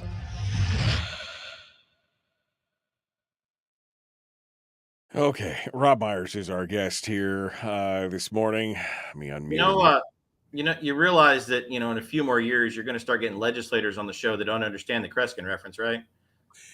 That is true. I mean, I'm almost too young to understand the Kreskin reference. I actually never saw it live. I've seen it on YouTube, but I actually never. For those of you who don't know, Johnny Carson used to play the Magnificent Kreskin, and he'd put a turban on and a like a cape, and he'd do this prediction game that he'd do on the Tonight Show. That was Johnny Carson back in the day. The Magnificent Kreskin. Yeah, exactly. And so, yeah, there will be, dude, I am starting to date myself out on some of my references as well. People look at me like, what? And I'm like, oh my God, I'm old. Holy cow. It's just one of those things you're going to get. I mean, the beard's white for a reason. What can I say? Yeah, I was giving Mike Shower a little bit of grief a couple of days ago. We were talking, and he loves to do movie references, but he's doing all these references from movies from the 80s. And so he made some movie reference, and I didn't catch it. And he said, "Oh yeah, it was from this movie from 1982." And I said, "Dude, I was born in '83." He's like, "Ah," but yeah, exactly. This town needs an enema. I mean, there's some movies out there that have got some great lines. Mike, you get Mike and I together, and it's like movie comedy gold. We just do the back and forth all the time. All right. So I hear you. I can see you're in your abode there in Juneau, your temporary digs. This is just on a personal note. I know it's expensive to live in Juneau. I know it is, because you guys are a captive audience. Reason number 1263 why you should have the legislative system on the road, or legislative session on the road system. But I mean, so what do you do now? I mean, you said Mike was packing up last night. I mean, is he unpacking this morning? I mean, what happens now that tourist season is going to be in full swing? How do you guys keep your digs and do all that stuff? So I'm flying out tomorrow. I'm spending so I'm going to go over to the Capitol today. We gavel back in for special session. I think it's at 10. And then I'm going to come back here and pack, and I'm flying out tomorrow because, okay, number one, once the House has the official vote on concurrence, and I'm going to assume they're not going to concur at this point. Once they have the official vote, then it's all dependent on conference committee and maybe a little bit on leadership negotiations. And I mean, let's just put it this way. I'm in the super minority. If they are consulting me for my opinion on things, we're in worse trouble than I realized. And second, I can fly home. I got a family vacation scheduled for next week with the wife and kids.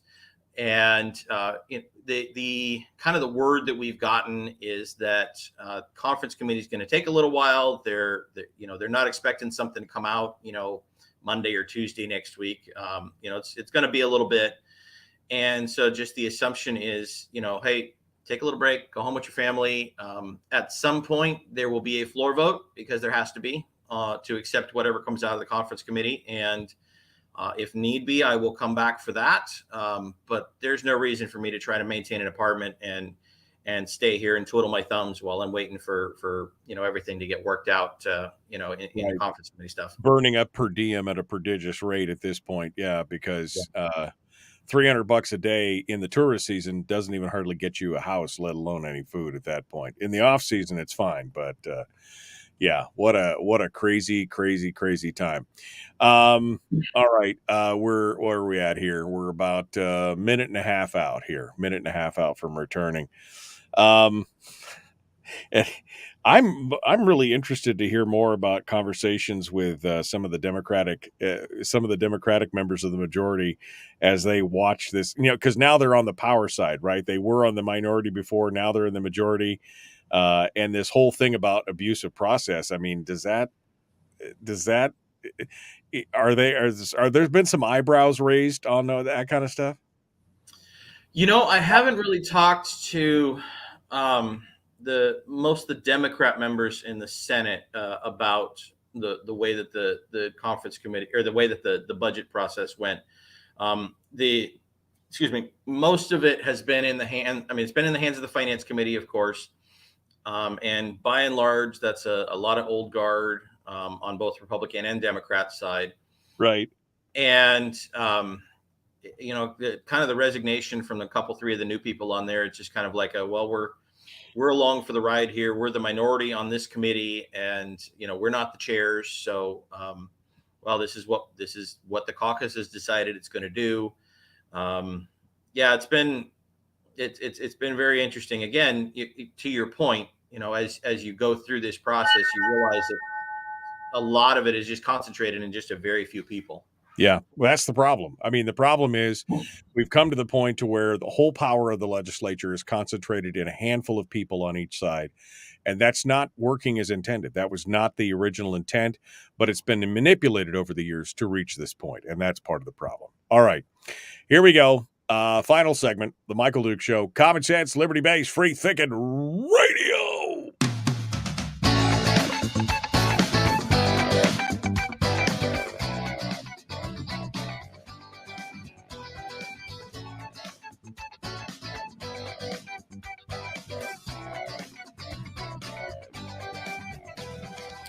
Okay, that may have been a little radical. I didn't need to shout radio there at the very end, but I did. It is Common Sense, Liberty-Based, Free-Thinking Radio, The Michael Duke Show. If you can't have fun while you're doing something, why are you doing it? That's all. That's been my mantra for years. Maybe that's why I've been unemployed so many times. All right, let's continue here our discussion. State Senator Robb Myers joins us here this morning.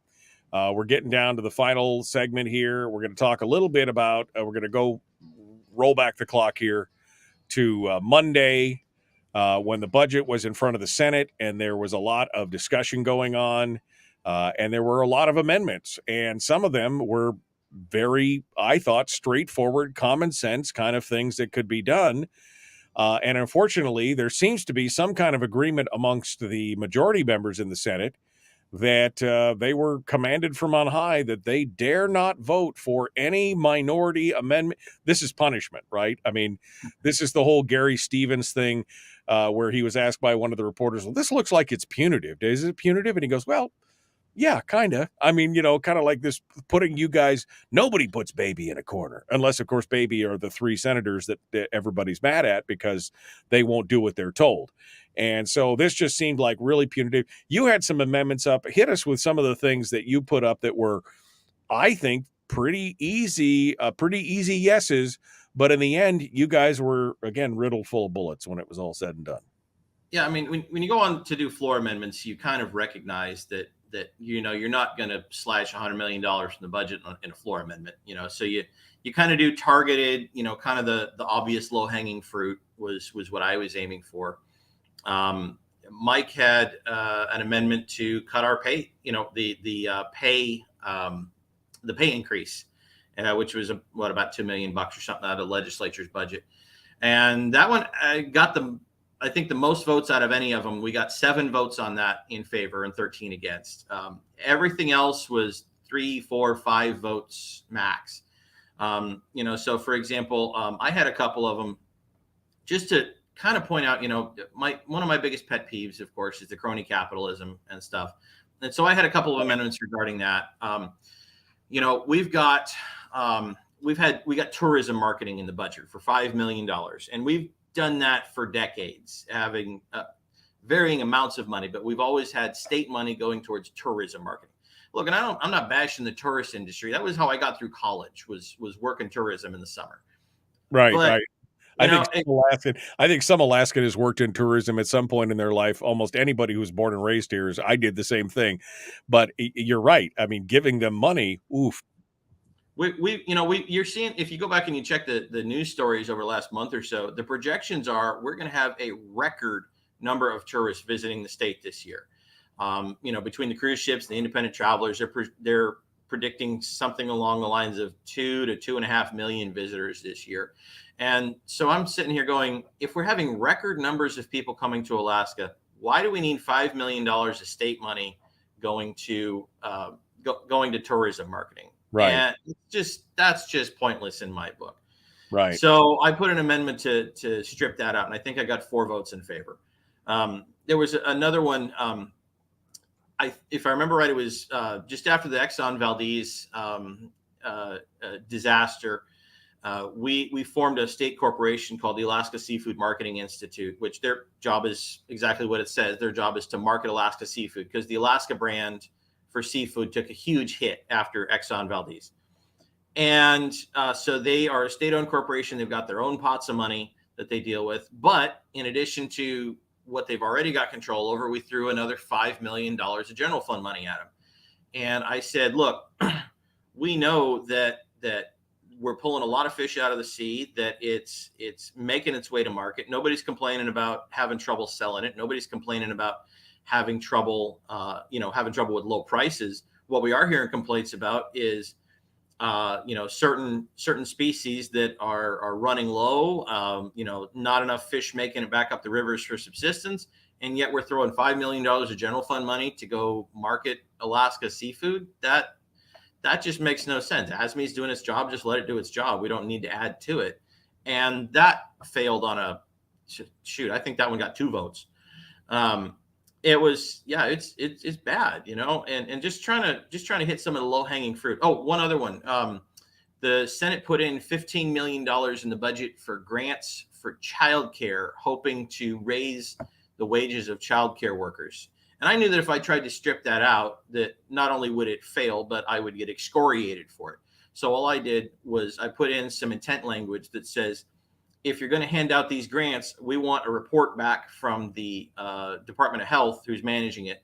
We want a report back from the Department of Health next year on whether or not the grants worked, and some suggestions of how to continue funding it in the future. Because you know how this works. If we hand out $15 million this year, then somebody's going to expect it again next year. It's the new baseline, right? This is, it's 15. We've always done it this way, so they always get 15 million or more.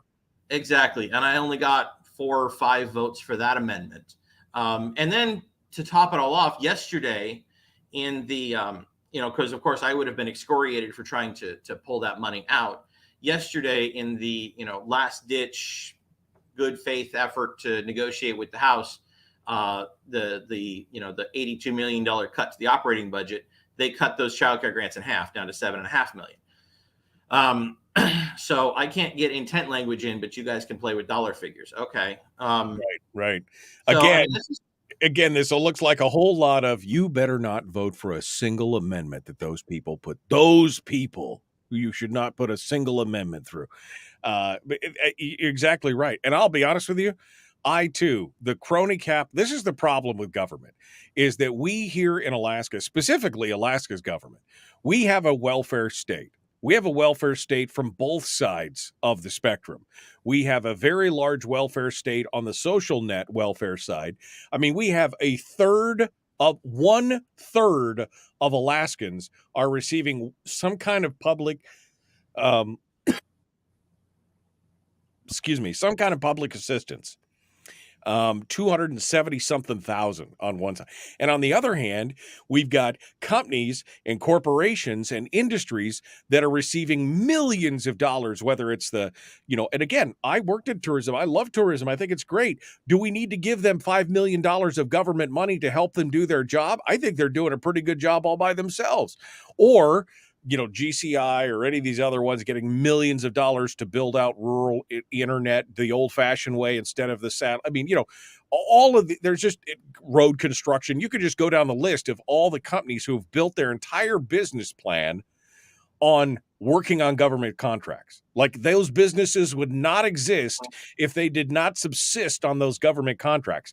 So you got welfare on one side, the corporate welfare, and you got the social welfare on the other side, and this state is being consumed. And the people in the middle are the ones that are getting squeezed, that aren't getting any of that stuff in the middle.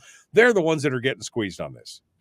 Right. Yeah, exactly. I mean, you mentioned GCI. One bill that was kind of making a little bit of news over the last couple of weeks here, got introduced pretty late, was a bill to increase the grants for putting in rural school internet, basically. And they were trying to raise it, saying, okay, originally the grants said they were trying to get you up to 25 megabits, and this was trying to raise it up to 100 megabits on your speed into your school.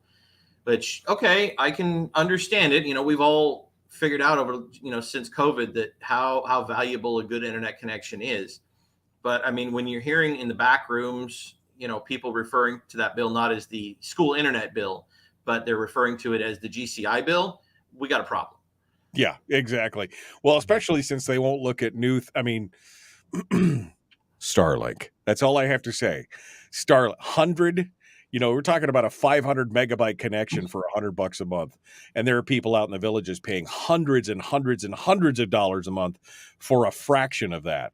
But we're going to build all the infrastructure, and we're going to do it with government money. They just got $381 million for high-speed internet to rural communities in Alaska. Oh, by the way, did anybody notice that GCI got fined $40 million for misleading on their reporting on how they were doing things? Nobody, I mean, that was across the news wire for 5 seconds and gone.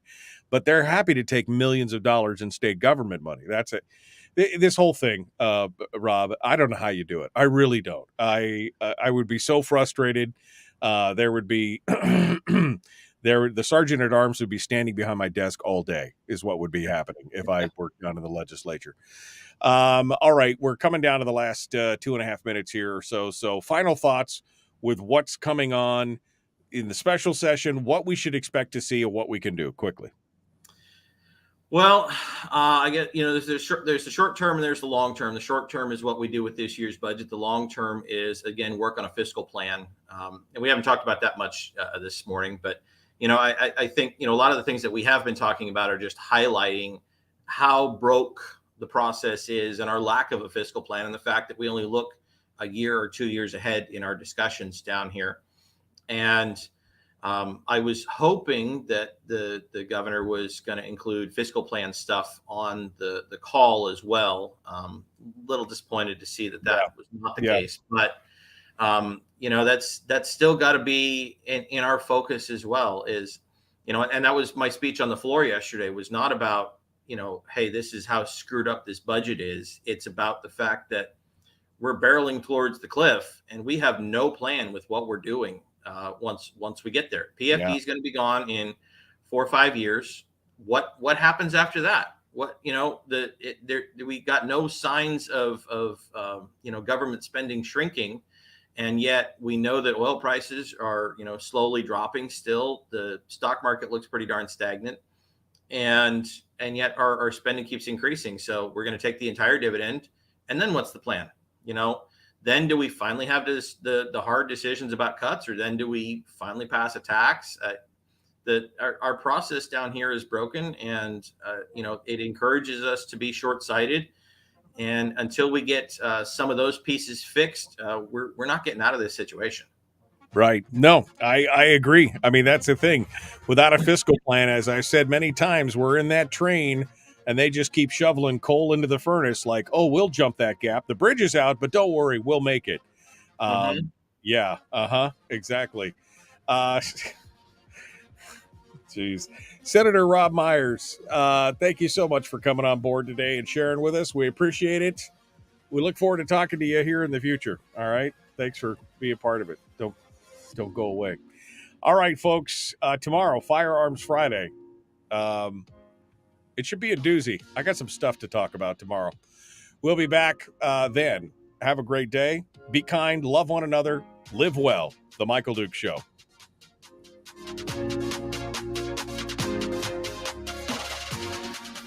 Yeah, we didn't even talk about any fiscal plan, but I mean, without a fiscal, I mean, here's the thing. This is my theory, Rob, and you can disagree or not, or just not say anything. It's up to you. But I think at this point, it's the wheels have got to come off before people are going to acknowledge. I mean, we have got to hit literal rock bottom. The train has got to plummet off the bottom and crash into the ravine, and then they'll go, "Oh, maybe we should do something about that." I mean, I just think that because there's obvious. I mean, we could see the obvious signs. We spent $15 billion out of savings over the last 7-8 years, and yet they're just now, because it's convenient to them, they found fiscal Jesus and said, "Oh, we can't pass an unbalanced budget. We wouldn't want to do that because unless it was our stuff, in which case we'd be happy to do." There is no fiscal plan. The PFD is going to be gone. There's going to be some form of tax instituted, and they're going to want even more from that. I mean, because there is no plan. I mean, you saw it yesterday. After the Senate passed the budget and gavelled out, they had about a 30-minute press conference, and somebody, I can't remember who, but one of the reporters, to their credit, asked them, "Hey, what about a fiscal plan, moving forward?" And what did they do? They turned around and said, "Well, we passed SB 107, which is the 75-25 bill." And I'm like, yeah, that's going to work for about 2 years, and then you're going to be running out of money, and you're going to cut that again. So, which is what I said on the floor with that bill. So, I mean, if that's the definition of a fiscal plan that we have around here, we're in a world of hurt. And I don't want to be in a place of "I told you so," but I got a bad feeling I'm going to be there. Yeah. Well, I mean, again, I've been doing this for 25 years. I told you so. I've been telling you so for 20 years that this is what's going to happen. And it's just gotten, it's just been going down and down and down and down and down.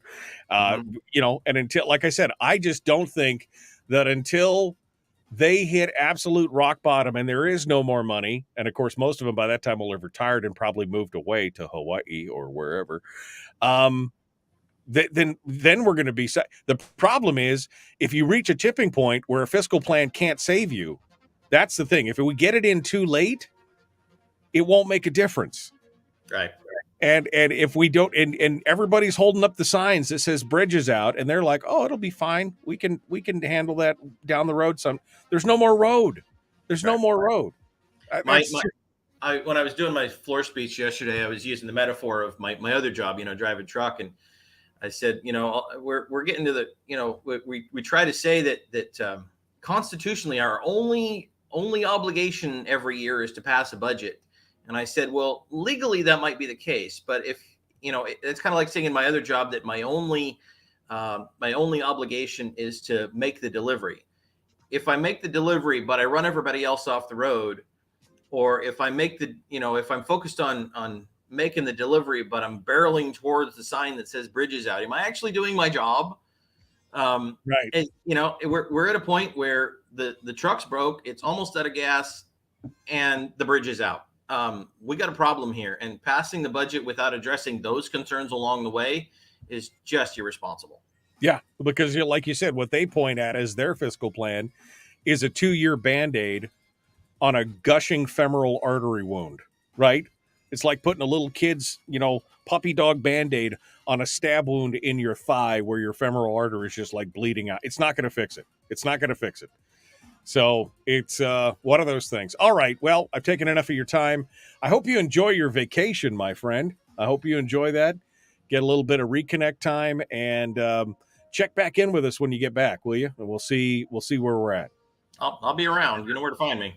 All right. Thank you, Rob. I appreciate it. Robb Myers, our guest, the Michael Duke Show, common sense, liberty-based, free-thinking radio. Folks, I hope you enjoyed the show today. If you did, don't forget to check us out, the Common Sense Corps. This is the Cool Kids Club where you help fund the show yourself. For as little as a cup of coffee a month, you could be a member of the Corps and help support the show, keep us on the air, buy new things for the studio, everything else. All this fancy new camera and stuff, that's all from you guys. All from you guys. We appreciate that. Go to patreon.com/Michael Duke Show to help support the show. Out of time. I Firearms Friday. It's a brief moment of sanity in a week of absolute craziness. We will see you guys tomorrow. Have a great day.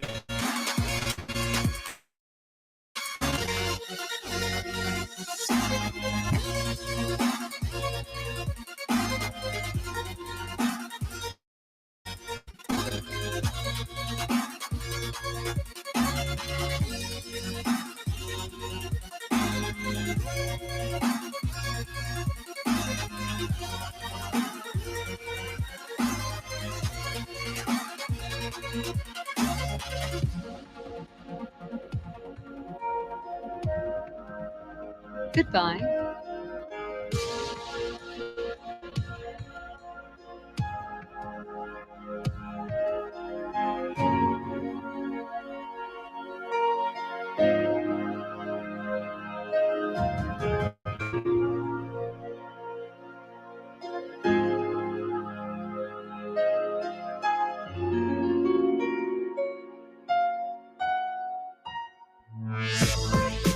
We've shed our terrestrial radio skin, and now we are slimy lizard internet people. It's the Michael Duke Show.